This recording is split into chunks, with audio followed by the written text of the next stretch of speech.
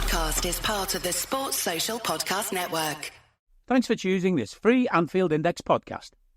If you'd prefer to listen to this or any of our other shows without adverts, then now's the time to check out Anfield Index Pro. With AI Pro, you can supercharge your entire listening experience. You'll not only get all of our podcasts without the ads, but you'll have them far faster with our Quick Publish feature available exclusively for subscribers. AI Pro also puts you in the heart of our sound studio, with an option to listen to many of our shows live and interact with the podcasters in real time as the shows are recording. Upgrading couldn't be easier. AI Pro is available on all popular podcast platforms. Just head on over to AnfieldIndexPro.com and get started today. Hello and welcome to your post-match Raw, podcasting to you from my field here in beautiful, rural and still Christmassy Ireland. I'm Trev Downey, and joining me to give their immediate reactions to West Ham 0, Liverpool 5 in the Premier League from the London Stadium are Dave Hendrick and Jim Boardman. It doesn't get any better than a Christmas match where you just dominate from start to finish. There's no fear factor in the game at all, really worth a damn. I think maybe we're a bit hardwired to sense that things might be getting away from us at times. But the minute the breakthrough happened, Dave, it just felt, didn't it, as if there was an inevitability about it. And we do have those gears to go up and attack all the time. Again, it just felt like the only thing that could possibly happen is we might do ourselves in. The clean sheet's a lovely bonus. Yeah, I mean, the clean sheet is great to have because we've conceded a lot of silly goals in recent weeks. And look, even today, they absolutely could have scored a few. They hit the woodwork 3 different times. I know one of them was offside, but they still hit the woodwork 3 times, and they did carry a threat, primarily through Kudus while he was on the pitch. But, you know, like, we start off, we're in control, and then all of a sudden it's an Andy Robertson mistake, and they're in with a chance, and they miss it. And it kind of sparked us really into life then. And we go down the field and we get 2 big chances in a couple of minutes. Areola makes a couple of great saves, credit to him. But once we got the first, it never felt like there was any real danger. We could have scored 10 today. We had the opportunities. We carried the threat. We played with a purpose where every time we had the ball, we were looking to open them up. Like, even in the second half, where we were a bit more controlled, we were knocking the ball around, but every time it was like we were waiting for something to open up so that we could spring an attack. And we saw it over and over and over again. It's in, 8 days, and score 11 goals is absolutely incredible. Now, I know it's against a Tottenham team that are wide open and a West Ham team that aren't great, but it's still 2 long away trips in the dog days of the middle of the season, which are always a bit of a slog. And to go and put on the performances we have, we were incredible against Spurs for large portions of the game. And without ever having to hit top stride tonight, we were magnificent, like absolutely magnificent. So huge credit has to go to the players and also to that manager, who, we say it every week, how we've gotten this lucky that while Jurgen Klopp was stepping away, we managed to find what appears to be the perfect guy to replace him. It's incredible. Massive credit has to go to the club on this one, because Jurgen seemed obvious back in the day when we got him, because he'd done it at Dortmund and he had this personality and you could warm to him even when he wasn't your manager. None of us were looking at Arne Slot, but they were, and they nailed it. I could not be more delighted with this shiny-headed fellow with a set of knackers to out-muscle anyone's. I'll tell you that for nothing. The calm poise with which he's taken over the job. And that's one thing, to be calm and poised in the face of adversity. But he has got us such a lovely position in both of the big competitions. It's just a remarkable thing. And it's been too much of a sample size for it to be, beginner's luck or a nice run at the start or a purple patch or anything of the sort. And, I was interested to hear Dave say there, it could have been 10. I always think about a post-match interview I heard with John Aldridge where he was just buzzing about a Liverpool performance, and he said it could have been 9. And it exactly feels like that today. We could have had any number. Mo Salah could have had about 6 goals. And that's the thing, Jim. There's so much encouraging stuff here. I absolutely love the front foot way that we're playing. We play again like what came in under Klopp to the final whistle. We went right to the death there in the first half, even though we were after racking up so many goals, and still looking for goals right at the end of the game as well. You have to admire that. And there seems to be that ability. We do have that lovely depth available to us now in attack as well, where we can have this really expensive buy that hasn't really worked out in Darwin Núñez and keep him on the bench because we've got the other lad back who always scores. It is a tremendous spot to be in, despite the bad news today that we had with Joe Gomez's injury. That does leave us a bit thin in that department. Yeah, I think throughout the season we've seen other clubs getting banged on their behalf about how many injuries they've had, and we've had our trouble with injuries this season, definitely. And if we were going to be critical of how the club went on in the summer with the lack of transfers, it would be not so much that you necessarily need new players because your first 11 isn't right. It's more your first 11 might not always be fit and well, and maybe you're a little bit short. And certainly centre-back was one of those. But we've got through to this point in the season, and it's not bit us on the arse quite yet. And hopefully it won't. I'm hoping from what they've said that Ibu isn't too far away. And I have to give a shout to Kwanzaa because he came on today. And obviously he's had, the only got to be critical of Slot for it's the kind of the way he spoke about Jarl after that first game when he brought him up at half time. And it feels like that really shot his confidence down. And I'm sure it wasn't meant, but it did.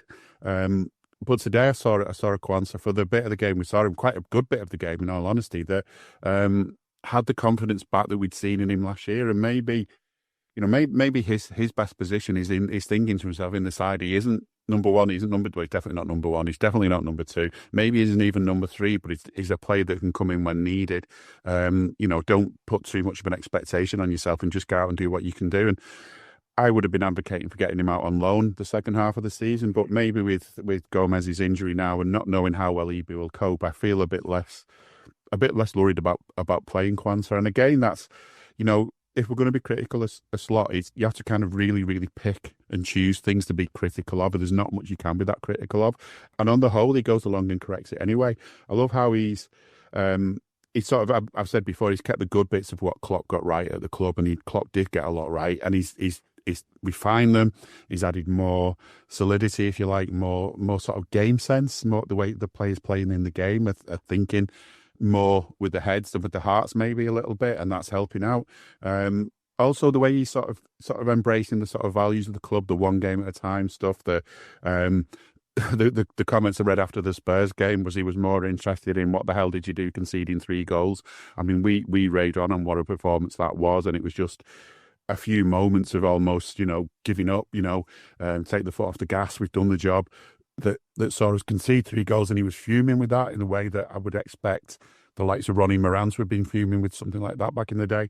And I think that today what happened was we played with the same kind of determination, the same kind of control, the same kind of dominance, the same kind of ruthless, if you like. And it felt like all through the game, it was like, but we're also not going to concede today. We're having a clean sheet today. And I know they had some close moments, but on the whole, we just kept them at bay. And as you say, just always looked like we were going to score. And on another day, that keeper maybe would have got man of the match for the number of saves he made.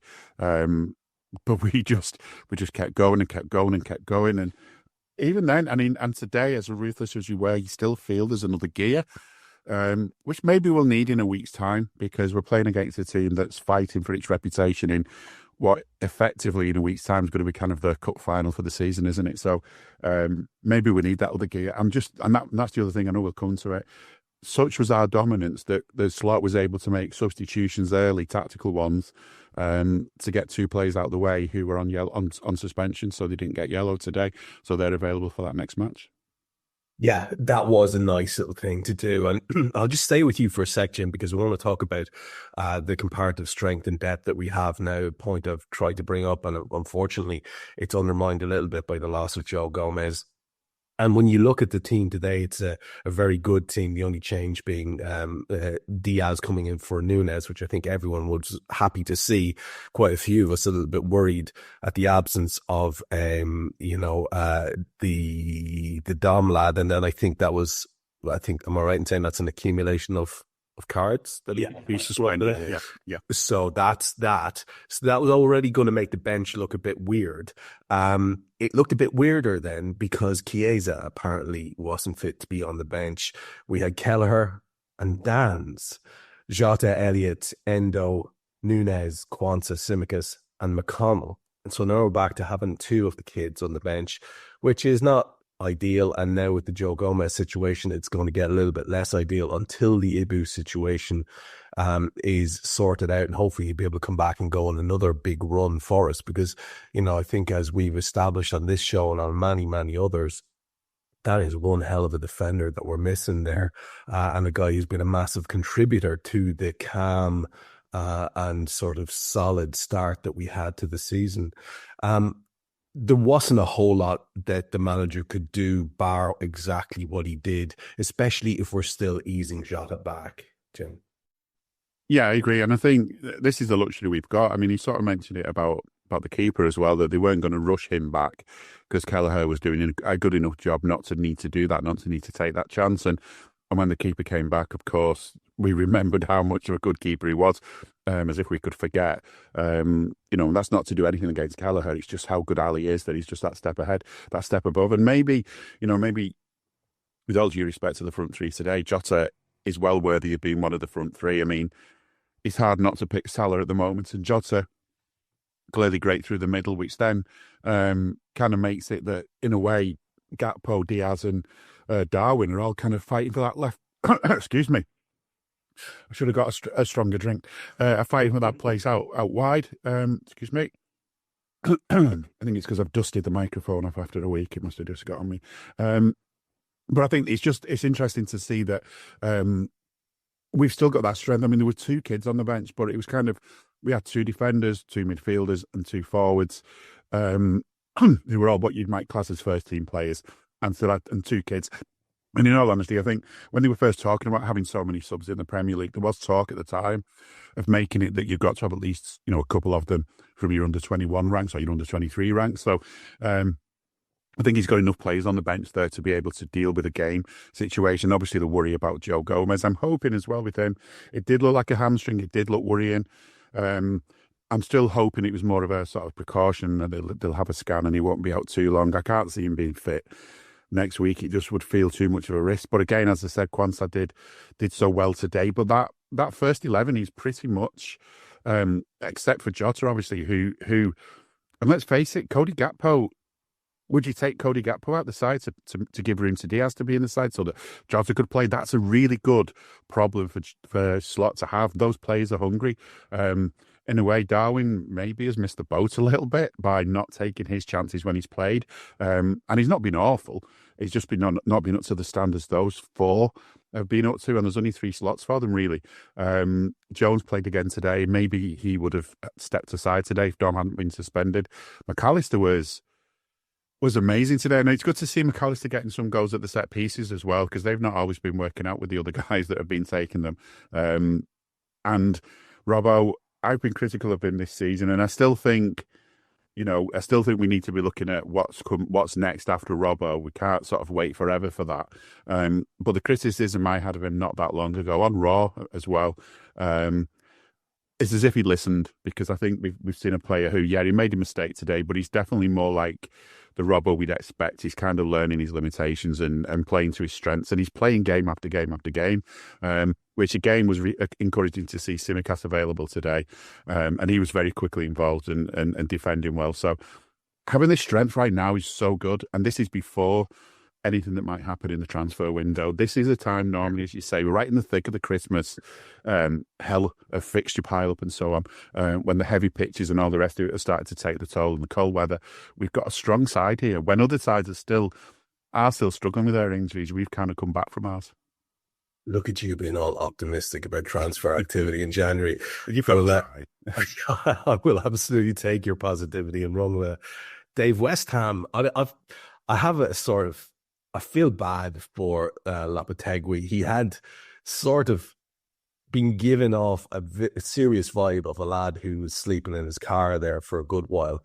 And he just sort of had gotten himself back together. I thought his look today was more, sort of our lads on tour in Europe when they should be at home with their families kind of aesthetic he had going on today, but a lot neater and reflecting a win of whatever it is, 4 or 5 unbeaten. He's just going to go back to bedraggled after this. We've really done him up like a kipper today. God love him. This side of his, I think there's going to be constant questions. I would imagine that West Ham boardroom's a bit of a rat's nest, to be perfectly honest with you.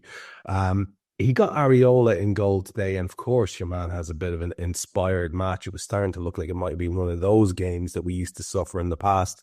Soufal, Wan-Bissaka, Kilman, Mavropanos, Emerson, Alvarez, Soler, Paqueta, Bowen and Kudus are the ones that made up their first 11 today. A lot of very good footballers in there. At some point later on, I want to ask you a question about Kudus. On their bench, they have Cresswell, Fotheringham, Ings, Fulkrug, Todibo, who both came on, Somerville, who came on, Guilherme, who came on, Scarles and Irvine, who also came on. Not exactly the household names there, but some half-decent players on the bench as well. You would think, wouldn't you, that West Ham would have a right, especially on the back of the maybe overachieving David Moyes era, would have a right to think that they could at least be sort of worrying the European positions. It feels like that's slipping away from old, what's his face here in charge of Lopetegui, and it just feels a little bit like it might be getting away from him, man. I don't need a VPN. I've got nothing to hide. This is what I used to tell myself before I hooked up with LibertyShield.com. Not only is my home internet now fully encrypted, but I can now access all the websites I want, whenever I want, and do so from absolutely anywhere. As a Liverpool fan, I love to know I can now watch every match, regardless of whether it's on UK TV or not. My Liberty Shield VPN makes sure nothing is blocked and guarantees me super fast streaming speed throughout that match. You can get connected right now with their software package, which includes a 48-hour no-obligation free trial and instant access to their apps for Apple, Android, Fire TV, PC, Mac and Android TV. Or go a step further like I have and get one of their pre-configured VPN routers. These small but powerful devices allow you to easily connect every device in your home to VPN, making it the perfect solution for smart TVs, Mac boxes and games consoles. Visit LibertyShield.com today and use coupon code AIVPN25 to get 25% off at checkout. Yeah, I mean, if you look at the last few years for West Ham, so say the year we win the league, right, they finish 16th. That's the year Moyes comes back at Christmas. They look like they might go down. He keeps them up. The next year they finish 6th. The next year they finish 7th. The next year they finish 14th, but they win the Europa Conference League. And then last season they finish 9th. And they decided to move on from Moyes to go in a different, newer direction, to become, you know, a bit more expansive in the way they play. And then bizarrely they hired a manager who is basically just the Spanish David Moyes. But they backed him heavily in the summer.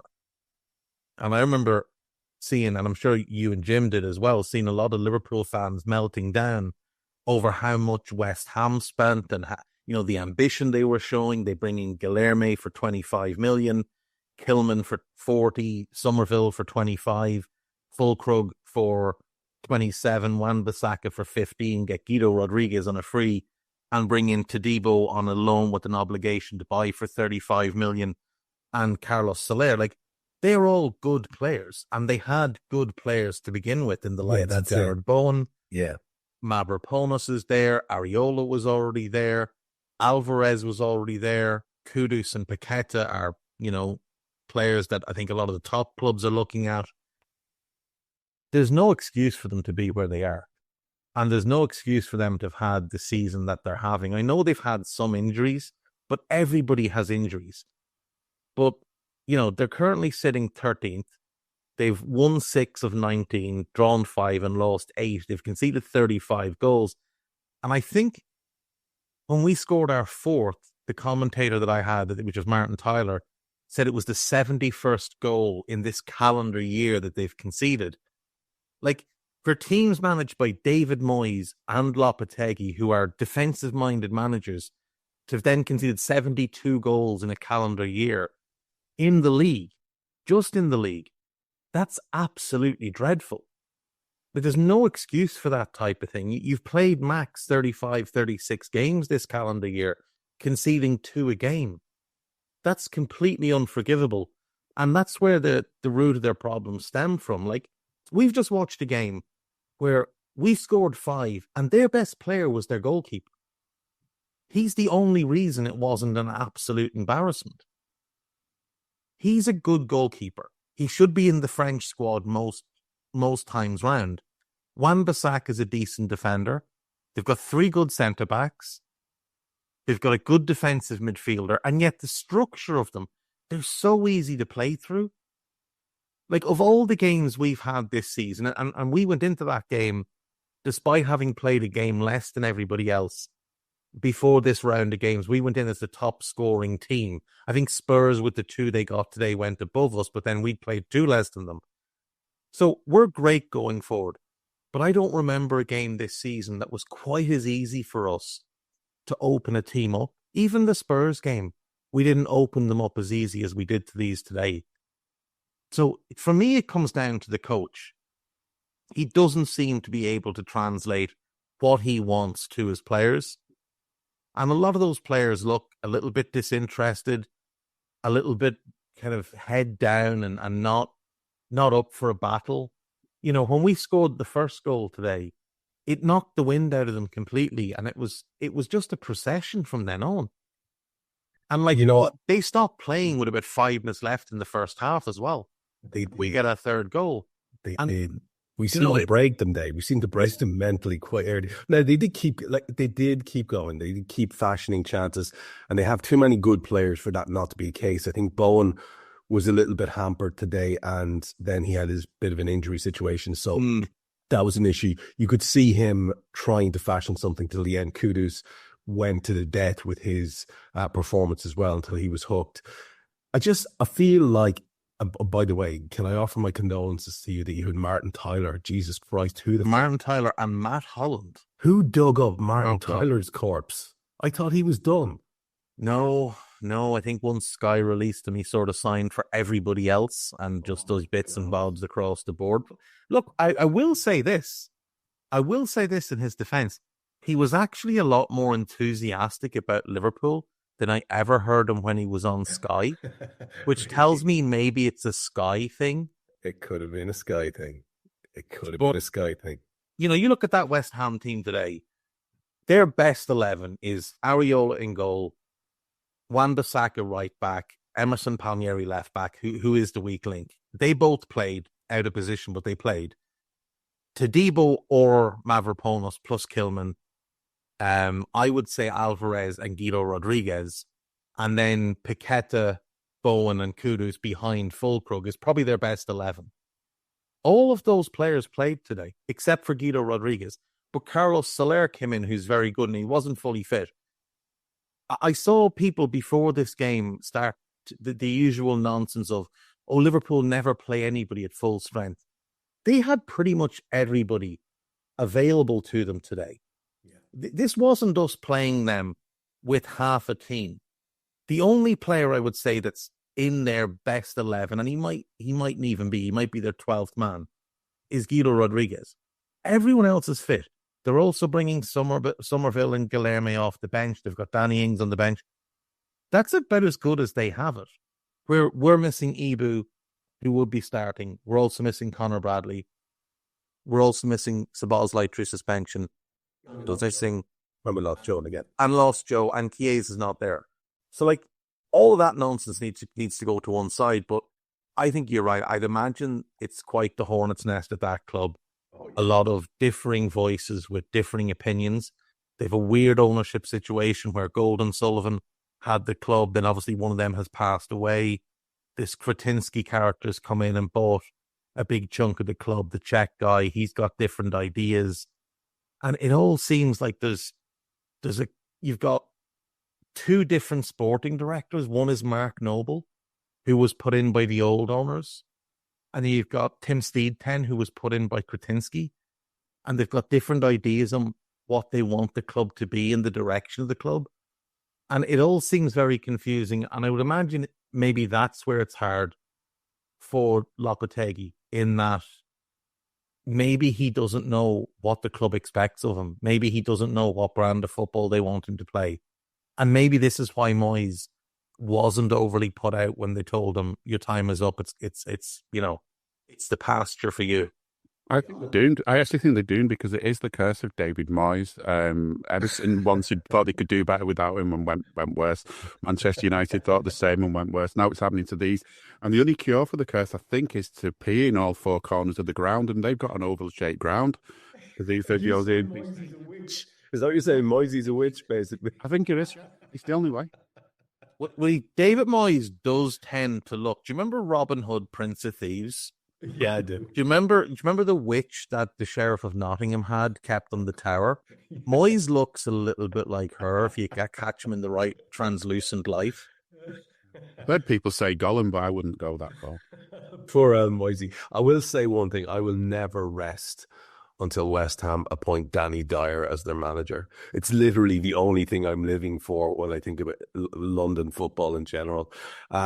We had Anthony Taylor refereeing today, and he got away with having a low-key awful performance and giving some low-key shit decisions because we were just too good for West Ham. But there were a few like atrocious calls that he made. One or two where he's just looking at it and went, yeah, no, I don't see anything there, and just literally played on when lads have been assaulted. But anyway, let's get into this, Jim, you and I. The first half is a whole lot of nothing up until the first goal on 29 minutes. And when I say nothing, it's not like there aren't chances being created, because there are. I'm going to go through them. I want you to pick out whatever the hell you want to focus on then. We have a chance early on, and it's the first real chance of the game, and it's a West Ham chance. Paqueta really should score after some really careless play by Robbo, allowed Kudus in, and Bowen plays in Paqueta, and he should do so much better than he does. It's a really good opportunity. On 6 minutes, though, we decide, yeah, that's enough of that now. Mo has his first opportunity of the game. It's a point-blank kind of effort, saved brilliantly from a fantastic ball in by Cody Gakpo, who's cutting in from that side, plays in an in-swinger. We get a corner from it, and Virgil heads it over. A minute later, Mo is the one with the in-swinging ball to Cody. A nice little sort of bit of symmetry there, but he couldn't quite get there with his head. It looked like it was a better chance than it was. I think it was always getting away from him, but Cody got quite close to it. We had another corner off some great play. The corners continued to be a thing, actually. Joe Gomez has a header off of Kilman. No corner given for us. And it's ridiculous. It's a ridiculous situation. The first of Anthony's ridiculous situations. But there's a symmetry here because he gives a corner against Gomez later on. That's not a corner for them. 15 minutes, we have a lovely move. Mull plays in Curtis. His point-blank effort is saved. We seem to be getting our shots very close to the keeper, who's doing very well. There's a decent Robbo ball in on 16 minutes, another corner. The ball goes all the way back, but comes back to Cody eventually, who shoots off target and was likely offside. 18 minutes, Diaz has a header. He took a really nice McAllister through ball that stinked in off of Mo Salah's sort of path that it was guided into. It's unfortunate because you'd like to see what would have happened if it could have connected with Mo. But again, it was one of those point blank ones. It would have been a goal or it would have been a Areola save. 22 minutes in, Diaz cuts in again. It's a vicious shot. This time it's another great reaction save. One-handed, I think, if I recall correctly, from Areola. Goes for another corner. Diaz heads that corner over from McAllister. And then Mancini returns the shit decision against us again, giving a corner against Joe Gomez on the 27th minute when it clearly isn't. And what his Lino's doing to help him out, I don't know either. But we go ahead, Jim, on 29. It is Diaz. Trent drifts infield, and I will be honest and say I'm looking at Trent going, what the fuck are you doing drifting in here? Billy Big Bollocks coming in here acting like you're a midfielder again. I will openly admit that. I was annoyed. He plays in Diaz. Diaz tries to help it on to Curtis Jones, but it's intercepted and the ball breaks back to Diaz and he just buries the rebound. That opening half hour, you got to say, Jim, it was something quite inevitable about us scoring. Yeah, it just felt like it was on its way, didn't it? I mean, I think before the game, I thought, look, this is the kind of game. I don't feel so much worried that we'll lose without being arrogant about it. I feel like we should win this game, but it also felt like the kind of game where we could end up having to come back from behind or something the way we sometimes do. And maybe that's just a hangover from previous Liverpool teams. I don't know. And then 5 minutes, that error from Robbo. And then if it wasn't for that sort of slip from the West Ham striker, maybe, we'd have been talking about a different kind of football. But what I really like about this Liverpool side is that was a wake-up call and it woke them up. I've seen far too many Liverpool sides in years gone by that have needed like 3 wake-up calls and a bucket of water over their head and they're still drowsy and not waking up. This Liverpool side woke up immediately. I mean, you listed them there, the close efforts that we had, one after the other from the corner and so on and so forth. And of course, yeah, you're right. I mean, the Taylor sort of wanted to make sure both his assistants were in the limelight by making sure he could blame both of them if it needed for those corners that shouldn't have been corners and so on. And it was Gomez who was the victim, if you like, both times. He was like incredulous, like, what are you talking about? This was a corner, this was a goal kick, whatever. Anyway, it was just, as you say, inevitable. Other thing I just wanted to point out, it was just a sort of weird moment on the corner after about 17 minutes, and Robbo is shouting over and over again, me. But McAllister still took the corner, so I don't know what that was all about. You might have to watch it back. It was just one of those things. He just caught my eye. And that's the thing, things like that can catch your eye, because apart from that little moment in this whole spell we're talking about up to this goal, I do feel like we had so much control over the game. That one from Diaz, the keeper had to tip wide. It's a wonderful effort, and we just looked so hungry. The front men did look so hungry. But yeah, I also noticed Trent was walking into the centre of the pitch. He sort of won the ball back after he tried to put Salah in. I think Salah played it back, and then one thing another. Anyway, Trent got the ball wide and then just sort of walked infield. But I've noticed that Gravenberch seemed to be out wide quite a bit, so I'm not sure. It's difficult to tell on TV sometimes because you don't get the same sort of wide shots. Where I think Gravenberch was kind of ready to kind of cover for Trent if Trent did come in, so maybe there's a bit of an understanding. But it was just the way Trent just so nonchalantly walked into the midfield. He didn't worry me too much because I just thought we're not being attacked by them. They're we're doing this sort of patient build-up thing that we need to do, and the ball through to Diaz, who was trying to pass to someone else, and just the quick thinking of him, it came back to him, just no messing, just carried on. It looked almost like a simple goal, didn't it? But when you look back on it, there was a lot of work went into that, a lot of thinking went into that, and I get why you'd be annoyed with Trent, but I think if he's got permission, that's the thing, isn't it? If he's got permission to do that, and if he knows that he's got someone covering for him if needed, then I don't have an issue with him doing that, especially if it works out like it did today. Let's see if I'm still thinking that when we find out what's happening with contracts, if we find out that he's going somewhere else, because I don't think all of us will have the patience for him to do stuff like that, and that might be the biggest thing that Liverpool need to do this season is manage the situation with Trent if he doesn't sign for a new deal.